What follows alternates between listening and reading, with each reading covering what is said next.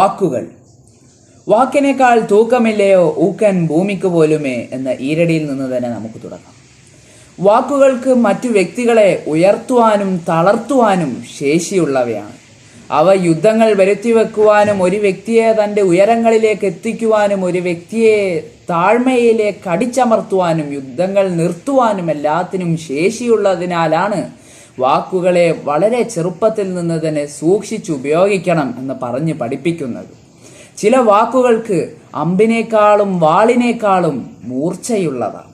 ചില അധ്യാപകരും മാതാപിതാക്കളും മുതിർന്നവരുമെല്ലാം കുട്ടികൾക്ക് പരീക്ഷയിൽ മാർക്ക് കുറഞ്ഞാലോ പഠിക്കാൻ കുറച്ച് പുറകോട്ടായാലോ പറയുന്നത് നിങ്ങൾ കേട്ടിട്ടില്ലേ?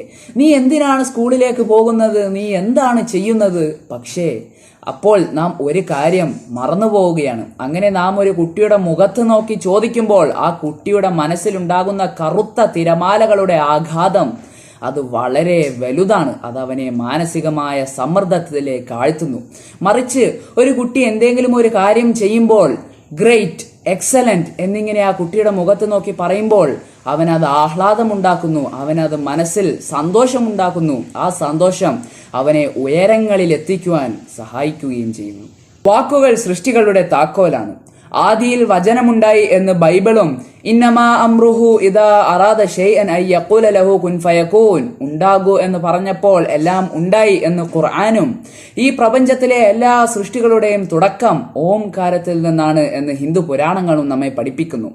ഇവരെല്ലാം നമ്മെ പഠിപ്പിക്കുന്നത് ഒന്നു തന്നെയാണ്, വാക്കിന്റെ പ്രാധാന്യം. ചില സമയങ്ങളിൽ ചില വ്യക്തികളുടെ വാക്കുകൾ അത് മറ്റുള്ളവരുടെ മനസ്സിൽ ചലനം സൃഷ്ടിക്കും. ഒരു ചെറിയ കഥ ഞാൻ പറഞ്ഞു തരാം. വളരെ പ്രശസ്തനായ വയലിനിസ്റ്റായ ഒരു യഹൂദി വര്യൻ തന്റെ കച്ചേരി കഴിഞ്ഞ് മടങ്ങുമ്പോൾ പുറത്തിരുന്ന എല്ലാവർക്കും ഓട്ടോഗ്രാഫ് കൊടുത്ത് അദ്ദേഹം തളർന്നു. അപ്പോൾ അദ്ദേഹത്തെ പിറകിൽ നിന്നൊരു കുട്ടി വിളിച്ചുകൊണ്ട് പറഞ്ഞു, അങ്കിൾ, എനിക്കൊരു ഓട്ടോഗ്രാഫ് തരുമോ?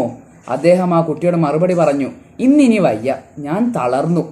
അപ്പോൾ ആ കുട്ടിയുടെ കണ്ണുകൾ നിറഞ്ഞു, കവിളുകൾ ചുവന്നു. വിറച്ച ചുണ്ടുകളുമായ ആ കുട്ടി അദ്ദേഹത്തോട് പറഞ്ഞു, നിങ്ങൾ തളർന്നുവല്ലേ? കുഴപ്പമില്ല. എൻ്റെ ഈ ചുവന്ന കൈകൾ നിങ്ങൾ കണ്ടോ? അത് നിങ്ങളുടെ കച്ചേരി തുടങ്ങിയപ്പോൾ മുതൽ ഞാൻ കൈയടിച്ച് എൻ്റെ കൈകൾ ചുവന്നു പോയതാണ്.